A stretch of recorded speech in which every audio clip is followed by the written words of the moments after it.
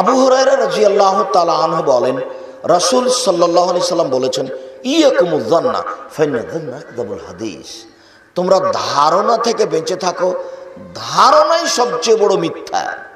রাসূল সাল্লাল্লাহু আলাইহি সাল্লাম বলেন, আকবারুল কাবায়রা সালাসা, সবচেয়ে বড় পাপ তিনটি। এক, আল ইশরাকু বিল্লাহ, আল্লাহর সাথে শিরক করা।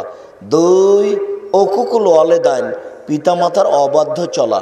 তিন, কওলুজ জুরে, মিথ্যা কথা বলা। মিথ্যা কথা অত্র হাদিসে 3 নম্বর পাপ বলে রাসূল সাল্লাল্লাহু আলাইহি সাল্লাম বললেন। আর এই হাদিসে, বুখারী মুসলিমের এই হাদিসে আল্লাহ রাসূল বলছেন, ধারণাই সবচেয়ে বড় মিথ্যা।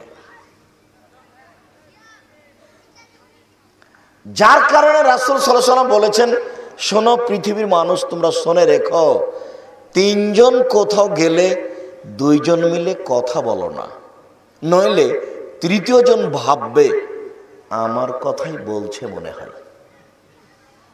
5 দিয়ে হাঁটবে আর কান লাগাবে, 5 দিয়ে হাঁটবে আর কান লাগাবে, দেখি আমার কথাই বলছে মনে হয়। যার কারণে রাসূল সাল্লাল্লাহু আলাইহি সাল্লাম নাকচ করেছেন যে 3 জন বের হয়েছে সফরে, যা বলবা একসাথে বলো, যা করবা একসাথে করো। একজনকে ছেড়ে 2 জন করো না, ও বিপদে পড়ে যাবে।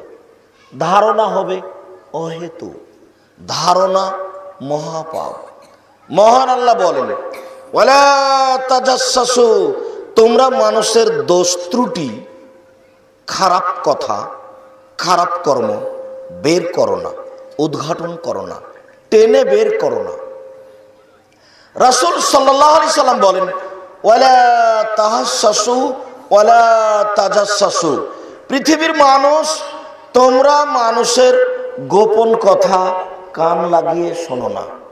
ওরা স্বামী স্ত্রী কি করছে, কি বলছে, তা কখনো কান লাগিয়ে শোনো না। ওরা 4-5 জন বসে কি করছে, কি বলছে, এটা তুমি কান লাগিয়ে শোনো না। কান লাগিয়ে গোপন কথা শোনা মহাপাপ, কাবিরা গুনাহ। রাসূল সাল্লাল্লাহু আলাইহি সাল্লাম বলেন, যারা গোপন কথা কান লাগিয়ে শোনে, বিচারের মাঠে তাদের কানে সীসা, তামাকে জাহান্নামের আগুনে গরম করে কানে ঢেলে দেওয়া হবে। জরুরি অনুরোধ রইল, আজকের পরে আর কোনোদিন কারো কথা কান দিয়ে শোনার চেষ্টা করবেন না। ও যখন আপনাকে বলতে আসবে তখন শুনবেন। আর যদি গীবাত বদনাম বলতে আসে তাহলে একটা ধমকাবেন, চুপ থাকেন, কি কাজে এসেছেন সেটা বলেন, ও কি করেছে সেটা আপনি বলতে যাচ্ছেন কেন?